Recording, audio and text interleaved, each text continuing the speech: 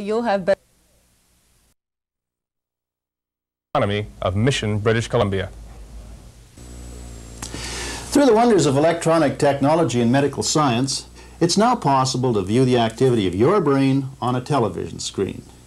Here's how it works. A picture of your brain appears on the screen with various colors and different intensities of these colors.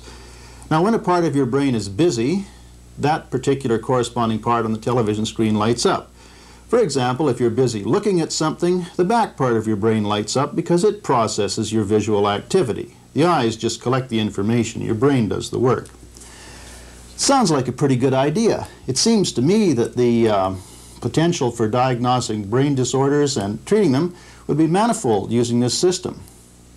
But there are some things about it that bother me. Here's one.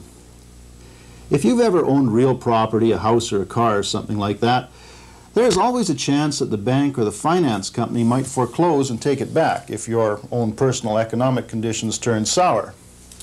But you could always take your plastic money and go and blow it on a trip or a meal. Let them repossess that. You could sun and fun, wine and dine, have plenty of fun. They could never get it back. However, now I'm not so sure. I imagine the following scenario. I received this message from Joe Rookham at the Visa Card Company saying the following. Dear Mr. Peters, we see that your payments are in arrears. If you do not pay up, we will find out where in your brain the memory of the trip to Tahiti is located, and we will erase it in whole or in part by long-distance microwave transmission, so pay up. Well, being the prompt sort of fellow I am, I don't pay up, and a few weeks later I can't remember the trip to Tahiti. A girl named Dolores phoned yesterday and said we had a really great time, so I thought I'd better do something about this. I phoned Joe Rookham back and I said, look Joe, can I buy back the memory to Tahiti? And he says, sure, just pay up.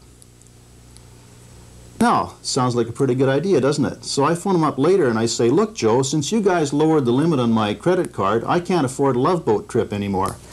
Could I just buy the memory of it? Sure, he says, $50 for the trip, $75 with a romance, and we can guarantee no lost luggage, no intestinal disorders. What else have you got? Well, anything in the States or the Caribbean, we don't do Africa. Sounds fine. Can I buy an approval? Sure. What's the best way to get it? And he says, well, just come down to our shop and sit here under the hairdryer and you'll get any memory you want. Okay, sounds fine. Now, as you well know, here in our riding, we are encountering difficult economic times. Well, how's this for a high-tech leap into the future, a creative way of making jobs? Fantasies embedded in the brain. We could make little kits to sell to people so that they could have any fantasy or any memory they want without actually having to do or go anywhere. You could be Douglas Fairbanks fighting with Errol Flynn.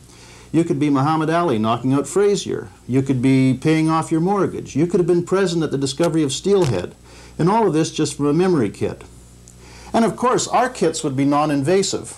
What that means is you wouldn't have to cut into the head to put them on. No cut and paste stuff from this company, no siree. Maybe just something you can hang in your ear. Oh, by the way, we'll take Visa and MasterCard. basking in the joy